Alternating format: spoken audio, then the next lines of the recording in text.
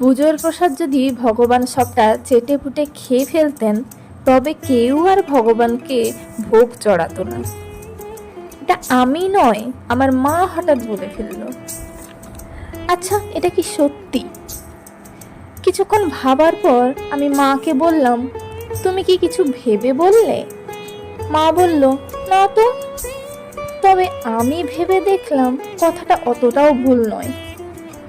আমার তো সত্যিই মনে হয় যে আমি, তুমি মানে মানুষ সত্যি ভীষণ স্বার্থপর। হয়তো মন্দিরে গিয়ে ভগবানের সাথে ডিল করে বসতো, যদি তুমি আমার ইচ্ছে পূরণ করো তবেই দেব, নয়তো যদি খেয়েছো তবে আমার ইচ্ছে পূরণ করো। কিছু মনে করবেন না, কিন্তু আপনাদের কি মত এ ব্যাপারে? দেখুন, আপনাদের সঙ্গে কথা বলতে বলতে আমার কাঠগোলাপ হয়ে গেছে।